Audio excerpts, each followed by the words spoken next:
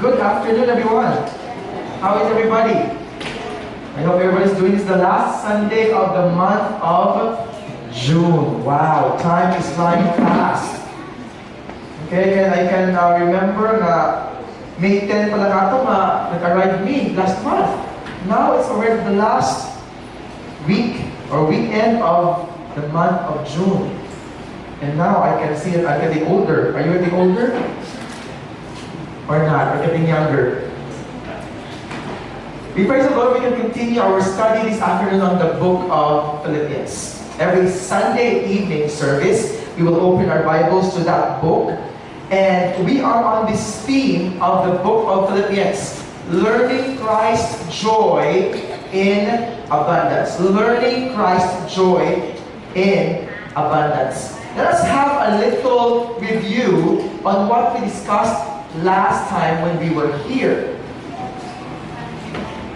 Last time when we were here, we learned several important traits of the Apostle Paul. And we said that Paul was a thankful person. He thanked the Lord for the people he remembered. That's why the second thing there was Paul was a remembering person. The third thing we learned was Paul was also a trusting person. He said that he is confident. He is confident. Look at verse 6 of this very thing. Unsa yung confidence? Unsa man start di kita Jesus ilang kinabuhi, he will perform it until the day of Jesus Christ. So he trusts on Christ to finish his work. The next thing that we learned from the trait of Paul was that Paul was a loving person. In verses 7 to 8, he said that I have you in my heart, inasmuch as both in my bonds and in defense and confirmation of the gospel. He said, naa siya sa prisuhan. Kung sa'yo giisip or think or remember the people who served with him. That is love. Then the last thing we learned about the trait of the Apostle Paul was Paul was a prayerful person. We see that in verses 9 to 11. His prayer that they will abound yet more and more in knowledge and in all judgment, that they may approve things that are excellent, that they can know what is more important, that they will be sincere and without offense to the day of Christ, that they will also have more fruits of righteousness. So the next thing we learn is from verses 12 to 18. Let's continue our study, shall we? Verses 12 to 18. Let's read it together as we go to these verses. Philippians chapter 1, 12 to 18. Ready? Begin. But I would ye should understand, brethren, that the things which happened unto me have fallen out rather unto the furtherance of the gospel. Verse 13. So that my bonds in Christ are manifest in all the palace and in all other places.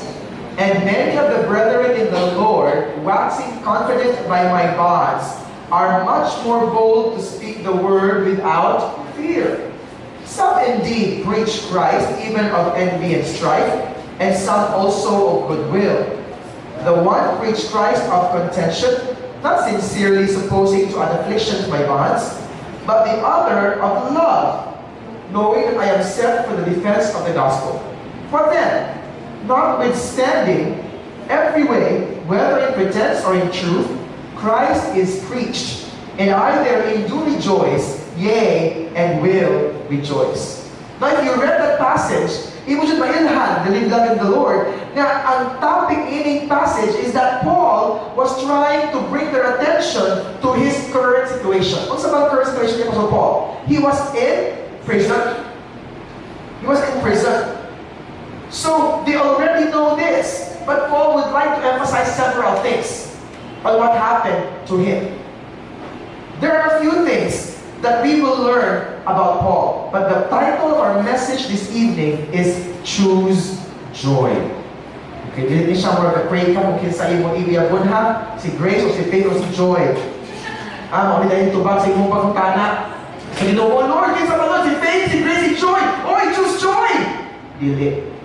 Higala, igsuon, dili siya mao tubag yung pag-ampo. Okay, only title sa ato karong pagtuon. Okay, choose joy. Okay? Choose joy. So the preposition is this. we can choose joy in our lives even in difficult times and even with difficult people. There are not just difficult times. There are also what we call difficult people. Is that person beside you a difficult person? Inaadyo ka anak. They can't deny it, right? There are difficult circumstances, there are difficult situations. Somewhat pa yung difficult ko. Ang dili ra ang circumstances, situation difficult. Ang tao difficult na ito. O na, choose joy. Masiksipate, difficult ulit. Just kidding. So, let's move on. So, we can choose joy. Let's learn from Paul. The first point is this. Let's see what is Paul doing in difficult predicaments. Paul in difficult predicaments. Look at verses 12 to 14. Let's read it again. Paul says, "But I would ye should understand." Okay, in other words, Paul was saying, I want you to understand, dearly beloved. Okay, I want you to understand the situation, brethren, that the things which happened to me, lisod, hindi ako kawin sa prisuhan, pero praise the Lord, thank you so Paul. Instead, nga mo stop ang gospel work mo sa naitabo, nag-further pagsamot ang furtherance of the gospel, so that my bonds, even though I'm in prison in Christ, the manifestation of the gospel in all the palace and in all other places. Wow! So, there is no hiding, dearly beloved. The first thing we should know is that what happened to Paul is that he was in prison. And this prison that he was in, many scholars would say, was called the house of darkness. Wow! Kung sa klasik prisuha. Okay, the house of darkness. It is known in earlier times as the Tullianum dungeon. Its neglect, darkness, and stench gave it a hideous and terrifying appearance, according to the Roman historian Sallust. First, neglect. Dili pwede ang bisita dito sa prisuhan. Dili. You're alone there. Nobody can visit you. Only if you can get a special permit from the higher officials. Makanto ka. Pero kung makanto ka, nakabili ka, bisita kayo sa Paul. That darkness, it was totally dark. I told you this last time. It was underground. There was no light. If there was light, wala light sa sulod sa seldan and sa Pablo. Sa na sa mga hallway, sa sulod, wala. Try nyo biya. Nadili mong gawa sa inyong room, nagigit kaayo for 24 hours. Because when you go out, your eyes will be affected. Because your eyes need light to see. And then next, that stench. The stench, taho. Taho kayo. I explained last time na ang mag-add yung mga tubig sa dalo. Sa upos. No? O natin mga kakromok. And mga daga. Mga centipede, millipede. Pagkalagunin mo. No? Yang walay CR. So everything there is your seat. You can't hold it. You need to go when you need to go. So when you need to go, just go somewhere. Ano ba? Go somewhere. At kamong nagagabahaan kanunay, tumaludod mo. Kung naadi ang ilig mo o imong magbaha. Yang baha, dito sa dungeon sa Paul.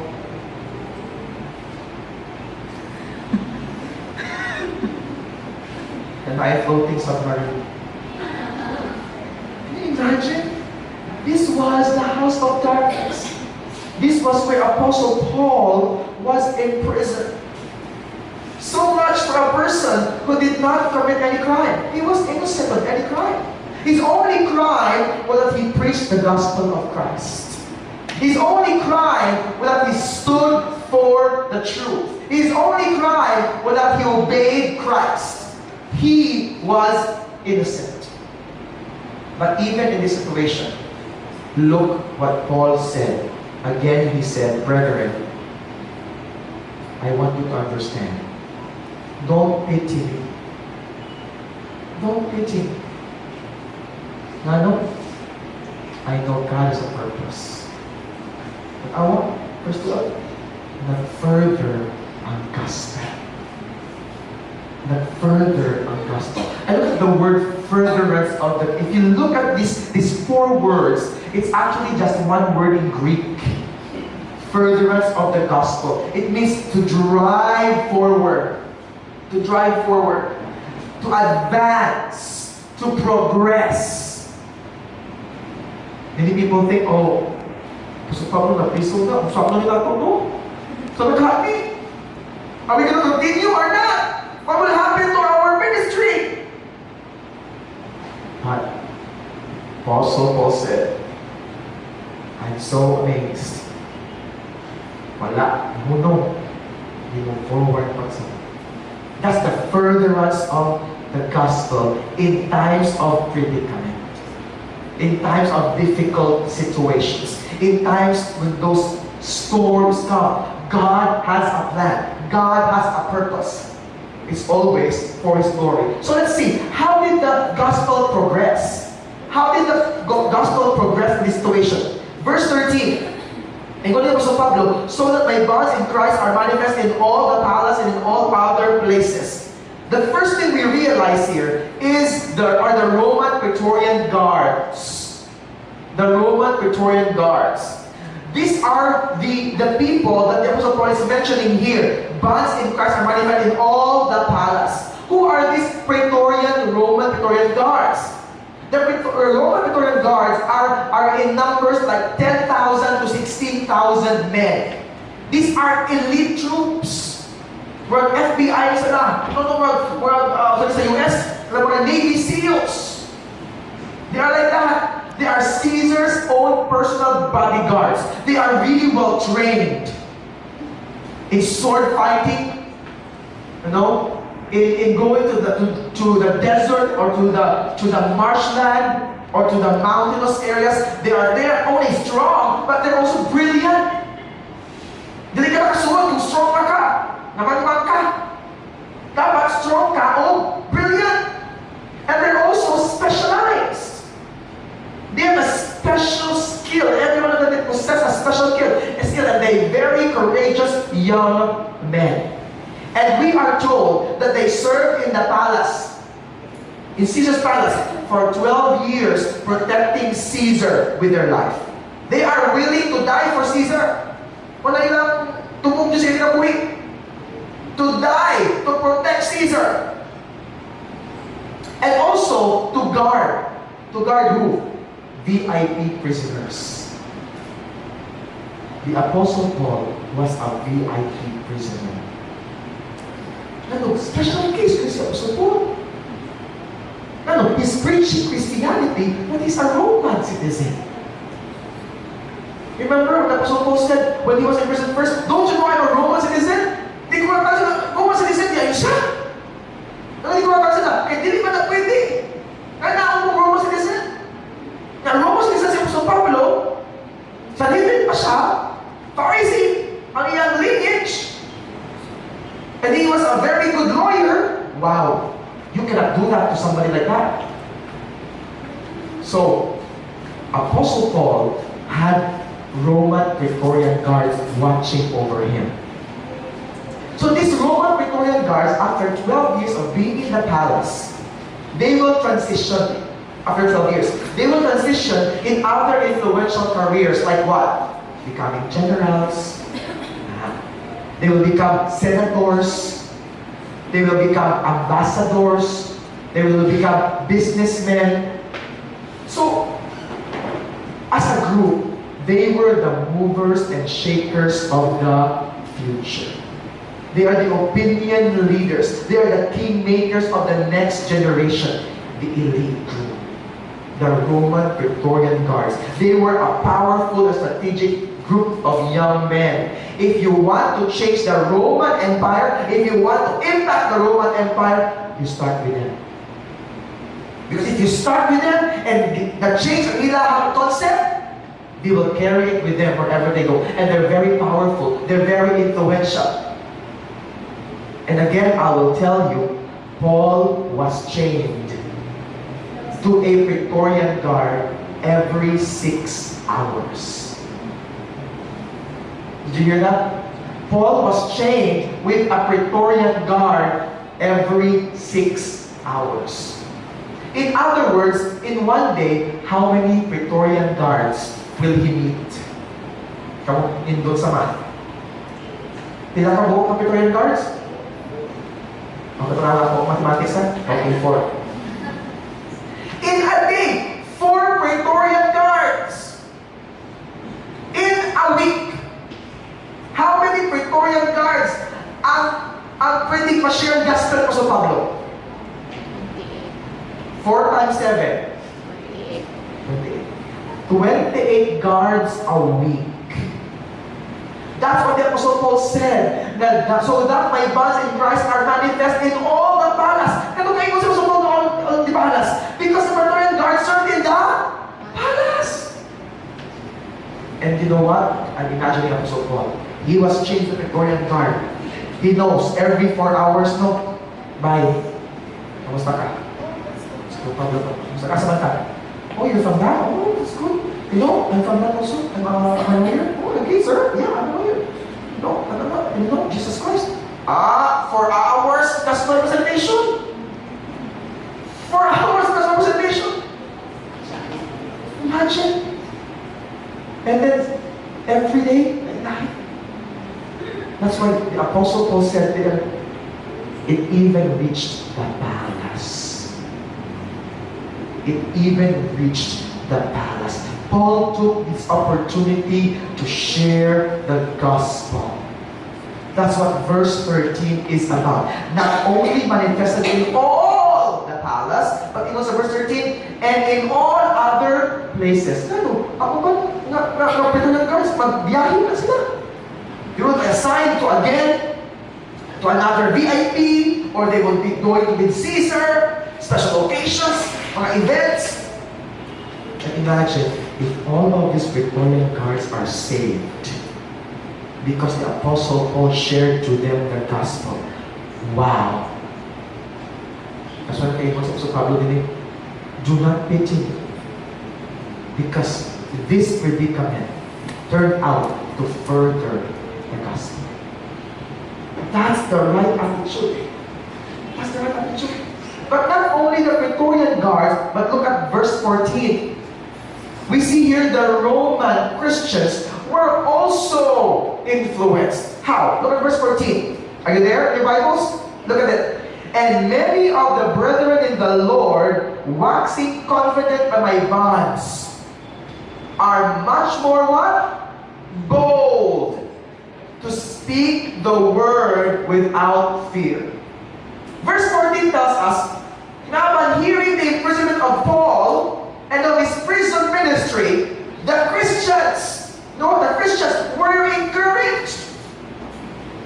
Na-embolden sila to speak the word without fear. The word bold means to show resolution in the face of danger, opposition, or a problem. That's boldness. Daring or bringing oneself to do something. That's the effect of this to them. They are much, not only bold, they are much more bold to speak the word. And without fear. Fearlessly doing it. They would say, si Puso Bulgani, nanias sa prison, ako pa. Basta ba? Encourage nyo sila. Ako gani ka, niya ako siya gawas. So they were really greatly encouraged by the Apostle Paul's ministry. You know what? Once one person said this about courage. Courage is not the absence of fear, but resolution and action in the face of danger. That's courage. That's courage. Do you have this courage today? Sometimes we're very courageous in other things. We're very courageous to ride a very fast, very steep roller coaster ride. No. But sa inyo, ganahan yung roller coaster. Kamura, ayun ako ninyong pati. Sue loves that. She loves the steepest, the most dangerous roller coaster rides. She plans to skydive someday. Ako yung kulangga, kung mag-picture niyo langga, basta nakaala ako sa padya nakakapaana. We're really courageous about some things, no? Some of you are courageous to eat an ok-ok. When I was in Cambodia, we had a night there. Nagpalit lang ok-ok. What's up, bro? Spider. Yeah. What's up, bro? Crickets. Gianak na sa nalisa. Okay, kao na! Ano ba? Sige, testing sa ko. Example. Sample mo ng karambut yan. Ako kaya na. Ano rin? Very courageous. Ingon na ako sa lahat. Okay guys, okay. Ako sige, picture ninyo na. Sige ko. Hindi na ako. Yan, nag-work na. Ako. Sila na ako.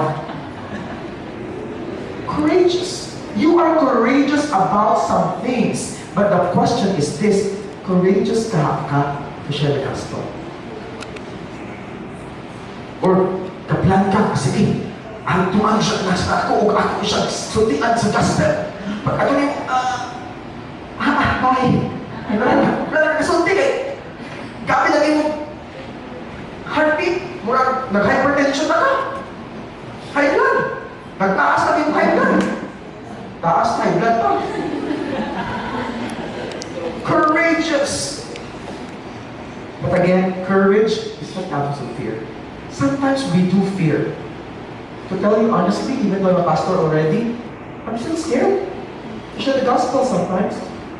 I try, but I'm telling you, I will have cold sweat in my hands. Simon, sakit your plano na kailangan ko. Lord. Sige na siya. Pray diha, o sama, na siya. Lord. Hi, Ma'am.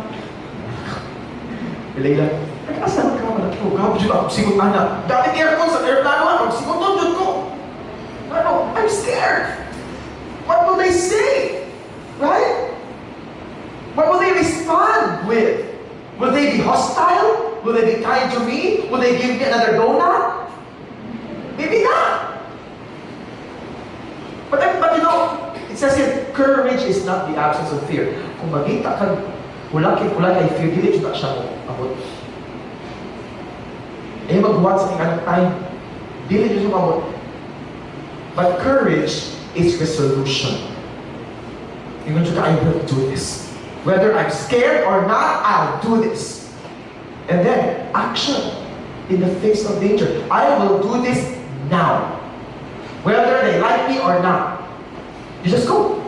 Sure. You beloved, Paul's difficult situation became a shining example to the Christians.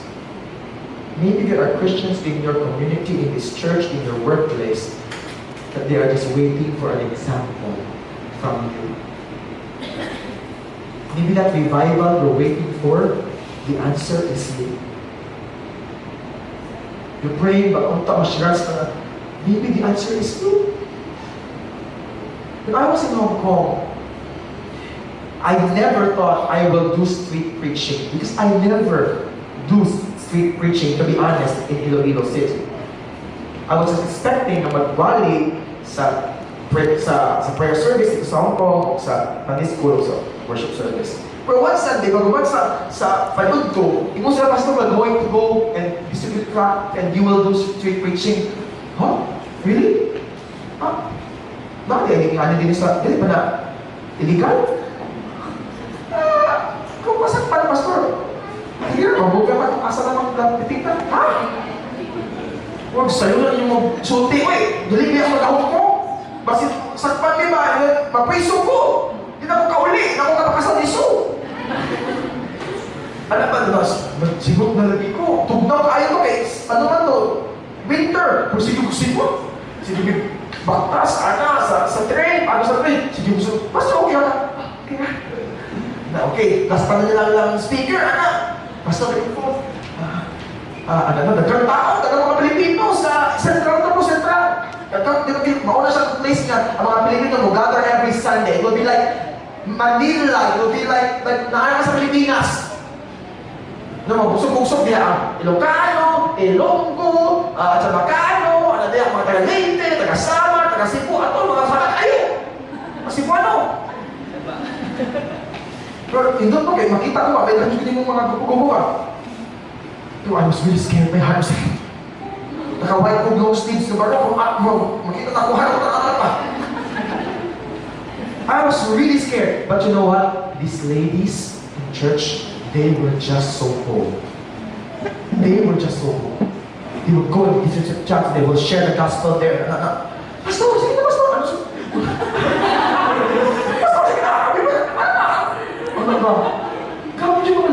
I was really blessed by them. When I saw them really sharing the gospel, they were giving out tracts and they were really like waiting. And I was emboldened too. I was also greatly encouraged. I preached like I was Philippians. Magabi akong tingog. The Lord! Ang guard. Wala naman siya. Sir, inchip. But that's the effect. Really beloved, I'm telling you, you can be a blessing to somebody else if you also stand up for the truth. You can be encouraged. Ask, how can I still advance the gospel of Jesus Christ now, even in the difficult situation I am in? Don't just focus on the problem. The problem will always come. Problems always come. Storms always come. But the opportunity to share the gospel sometimes only happens once. If you don't grab it, you will lose it. So have courage. Have courage. That's how the Apostle Paul handled his predicament. That's how he handled it. So nakita natin din that the Apostle Paul was used by God to progress the gospel ministry to the Praetorian Guards and also to the Roman Christians. Now let's go with the learning nato of the Apostle Paul with difficult people. Gali ha, difficult circumstances, difficult na mga situations.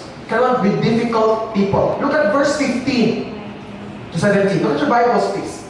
Don't close your Bibles yet. Look at your Bibles. Some indeed preach Christ even of envy and strife, and some also of goodwill. The one preached Christ of contention, not sincerely, supposing to add affliction to my bonds, but the other of love, knowing that I am sent for the defense of the gospel. Tinigin mo ni Apostol Pablo na while he is preaching for the gospel's sake, ang umanon sa some indeed preach Christ even of envy and some strife. During these times, Paul also earned enemies. And the shocking part is, kinsa niya mga enemies? Mga Christians. Discouraging, no? They are very excited, very happy. Yes, you're scared, but you want to share the gospel. And you are ready to share the gospel. Pero usahay ka ng pang-review mo. Masyakit ka. Kanawa? Masyakit siya. Nakinsa ang upang mo, Christians, usahan. Maumpa na sila ang ma-discourage mo. Maumpa na sila ang mag-stop mo. Masakit ka. That happens. It happened in the Apostle Paul. He said, this is advancing here in the palace and other places, but some indeed preach Christ even of envy. Let's try. Don't be surprised that Paul had enemies among the Christians. Because show me any woman or show me any, and you know what? I'll show you petty enemies who seek to undermine, slander, and distort. In other words, if you are faithful to the gospel ministry and you're doing the work, you're scared but you're pushing, you're scared but you're continuing, listen, expect this because Satan will be there. Satan will be there to stop you. Satan will put all the stumbling blocks. And the sad part is, usahay, these petty enemies are your brothers and sisters in the Lord. Hindi ka kasabot anak, mga anak. But, na siya. They will undermine you. They will slander you sometimes. They will even make bad things about you. They will chismis you. Di ba asa na siya ang simbahan? Di ba Christian na siya? The Apostle Paul experienced that. They preached in envy. Sa Bisaya ni Hisa. Kung sa envy sa Bisaya? Suya sila nga no. Ikaw, napagamit sa Ginoo, gigamit sa Ginoo. Dagan mo say. Yeah, when they heard about it, suya sila. Kaya sila wala. Sila pagsigig bad testimony sa Kingdom office. Suya. And then strife. Akin ka muawan mo ba? There's strife sa inyo ha. Then, contention. Tingnan niyo sa Pablo din in verse 15. Some indeed preach Christ, even of envy and strife, and some also of goodwill. But verse 16, and the one preach of Christ of contention. What is contention?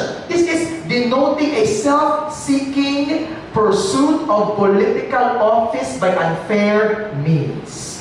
This is the opposite of sincerity. You know what? In your life as a Christian, if you're following the Lord, you will see other Christians. And this is sad. That they do the ministry because of contention. They want to advance their position in the company. Pero actually, wrong motive na. Because it's self-seeking. Self-seeking. Para sa ilaha ang glory. Anak, hindi sila sincere actually. They don't really love the gospel. They don't really love Christ, but they can look like they're really good Christians. They look like as if they're helping the ministry there. They will look as if they are really pursuing the gospel work, but they're not. They are self-seeking. This is contention in 1 Apostle Pablo. So verse 16, not sincerely, supposing to add affliction to my bonds. So you see, they are doing this for themselves, but actually, in the reality, sila ang gaad sa bonds or sa pagka-prison ni Apostle Pablo. Sila. May under the table transaction sila. And can you imagine? These are Christians. These are Christians. They add affliction, burden, trouble to Paul's situation. Yes, there were people who were blessed, there were Christians who were encouraged, but there were Christians who worked against Paul. That's why John Piper said this quote. He said, the most surprising thing about this text is the way Paul's celebration of gospel truth overrides his sorrow at defective motives. But in the midst of all of this, simply put, in the midst of difficulties na ay, yes, maluwas, Praetorian Guards, ma-encourage yung mga Christians, mga Christians, ay different motive, wrong motives, mag-work pa against kay Paul, but nag-decide si Paul, he will rejoice. He will have joy. In the midst of the situation, being in the prison, and even people, fellow Christian brothers and sisters, working against him, he said, I will rejoice. Look at verse 18. What then? What then? Notwithstanding every way, whether in pretense or in truth, Christ is preached. And I therein do rejoice, yea, and will rejoice.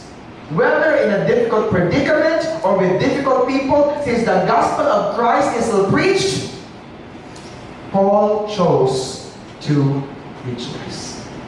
Sabi sa Apostle Paul, I was thinking about this ba? Kung ako ay sa Pablo, tingali, ipatawagan na ako sila. Ako yung nakikita yung sapot. Grabe yung to the max. Kisa dami na rin sa church ninyo, ha? Hindi ko. O suwatan yun ako. First one ka suwat pa. Every anger and... But Paul said, no. It's okay. I'm in prison.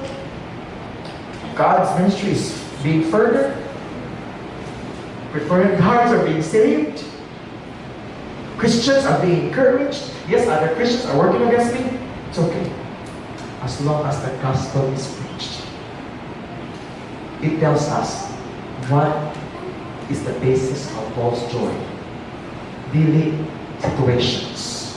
Dili tao. The gospel. He says, if the gospel is preached, I'm happy. I rejoice. I don't care what happens to me in order to public. Joy or rejoice are the key words in this letter. A biblical example that joy, again, is not so much about our situations or the people surrounding us. Dearly beloved, it is a choice.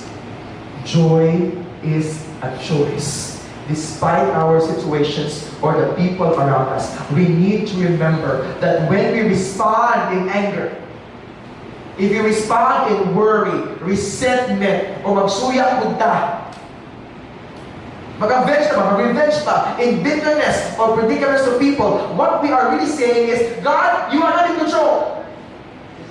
Why would you put your vengeance in your hands? Don't do that. Don't retaliate. You will say, how the eye. Okay, sige. No, we don't act like that, Christians. You know that there's no point for that. Because God is in control. Your God is in control. God is in His throne. He knows what He's doing. Just do your ministry.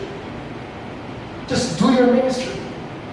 Just preach the gospel. Share the gospel. Share to one soul after another. Because our God is in control. All you need to do is you rejoice. Just rejoice. Don't let your circumstances and the people around you take away your joy. Do you get that? Don't let them take away your joy. They are not the basis of your joy. Your basis of your joy is Christ.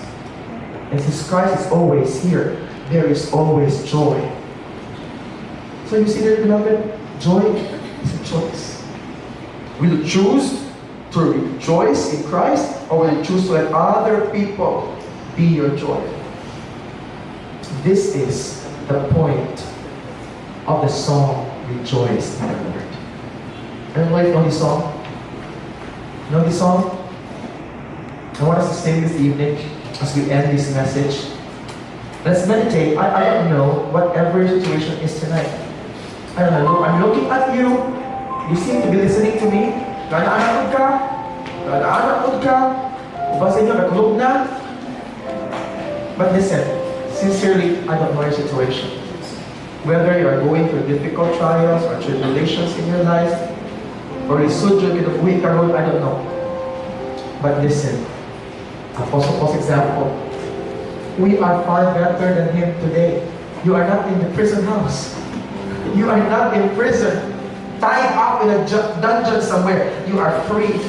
Why are you not rejoicing? Why did you let circumstances and people be the source of your joy? Listen again. Your joy is Christ. So let's sing this song from our hearts. Let's sing this to ourselves. Listen to the song. Sing this to yourself. And sing it to the Lord. So remind yourself, I need to rejoice in the Lord.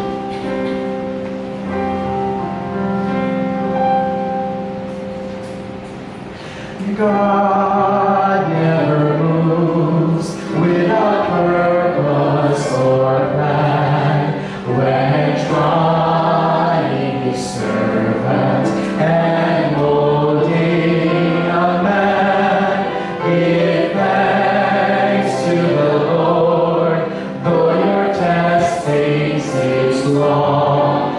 In darkness, He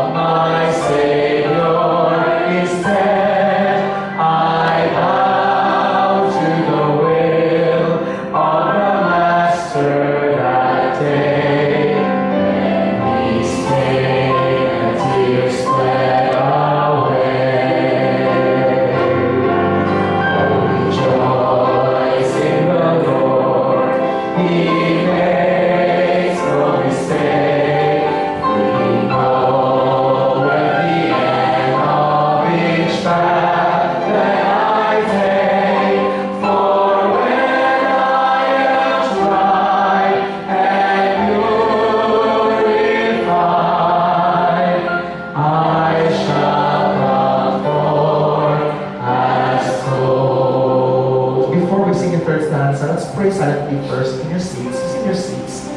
Maybe tonight God reminded you because your joy is no longer in Him. Maybe you placed your joy in your circumstances, on people. You let all these things influence your joy. But that is not your source of joy. It's not even in what happens in the ministry. Your source of joy is really just Christ. Why don't you ask Him, Lord, please help me again to rejoice in You. Help me, even in my difficult circumstance and with difficult people I'm in right now that know who they are, Lord. Help me to rejoice. Because You are the source of my joy.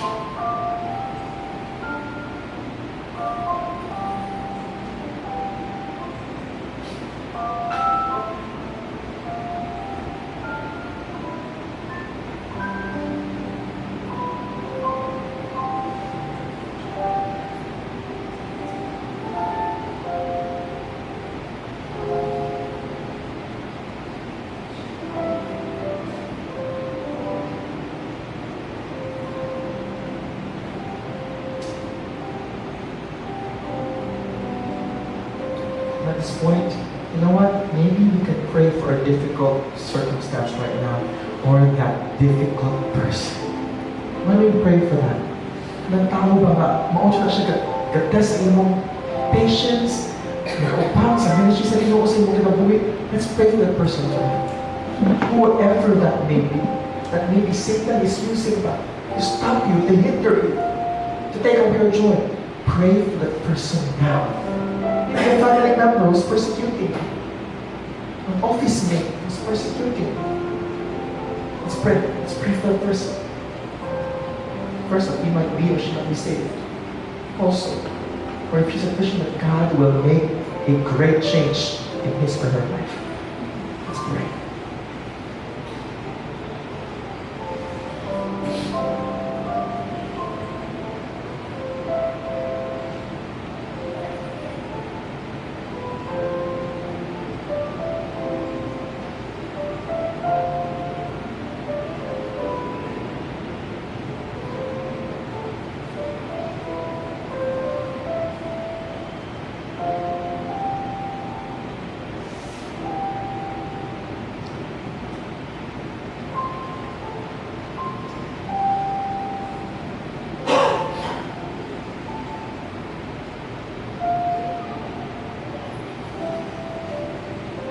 Please rise as we sing the third stanza and the last chorus this evening.